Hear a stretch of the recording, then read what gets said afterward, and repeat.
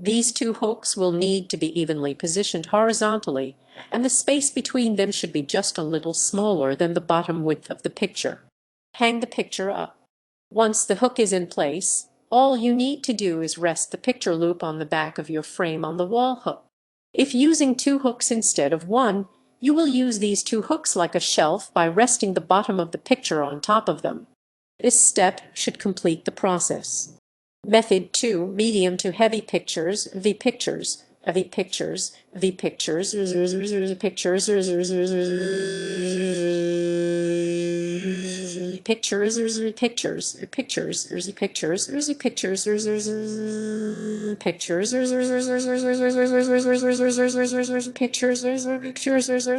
pictures. Determine where to hang your picture. If you're hanging a notably heavy picture, you should locate a stud in the wall and prepare to hang the picture there. For most average, medium weight pictures, though, you should be able to use nearly any space on the wall. Once you know where you plan on hanging the picture, use a tape measure to determine where the screw will go.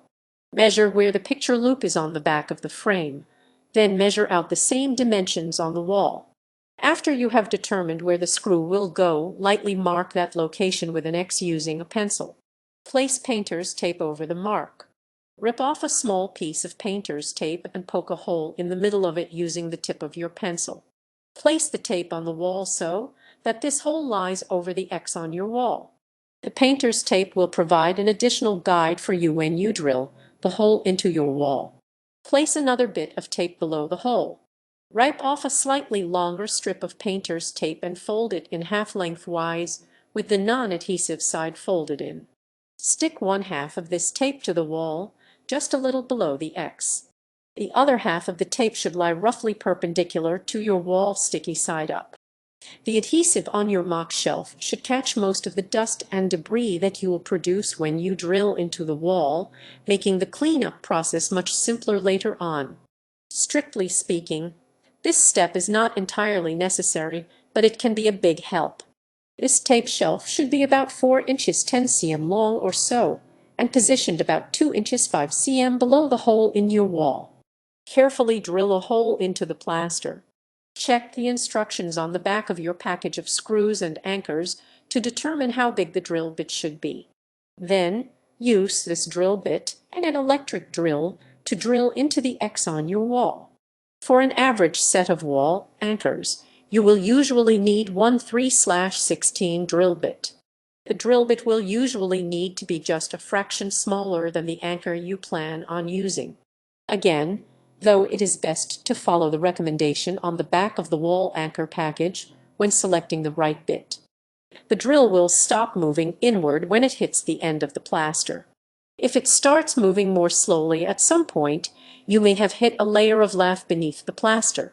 You can drill into this layer slightly without causing much harm, but you should stop drilling once you feel it. Drill as straight and cleanly as possible. The side of your hole should be the size of your drill bit and no larger. Hammer an anchor into the wall. Place the anchor directly over the hole in your wall. Tap the anchor into the hole, using just enough force to drive it in without bending the anchor or cracking the wall. Remove the tape covering your hole before hammering the anchor inside. If your hole is not large enough, a plastic anchor will bend. If the anchor starts bending, you should take it out and make the hole a little larger. The anchor needs to be snug and straight inside the wall. Note that the anchor should also be flush with the wall. Wall anchors consist of a sleeve that expands into the wall once you drive a screw into it. As a result, the screw will sit more securely inside the wall. This sleeve also minimizes the amount of stress put on the plaster. Plastic anchors are among the most common and will usually suffice for this project. Note that there are also anchors made from fiber, wood, and metal, however, so you have a range of options to choose from. Fix the screw into your anchor. Place the screw in the hole of your anchor and use a screwdriver to wind it in. Do not make the head flush against the wall, though. Instead, let a small portion of the screw stick out. Since using a screwdriver can require considerable strength, you could opt to use your drill instead. Make sure that you have the right size drill bit on it and work slowly. The screw should jut out from the wall by about 1/2 inch 1.25 cm. Clean the area. Carefully fold up your tape shelf to collect the dust, then remove it completely.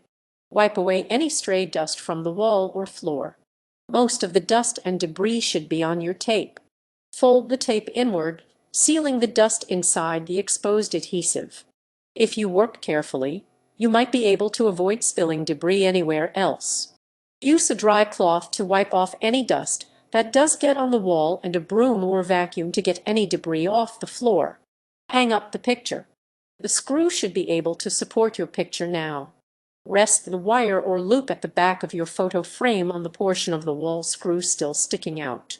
This step should complete the process.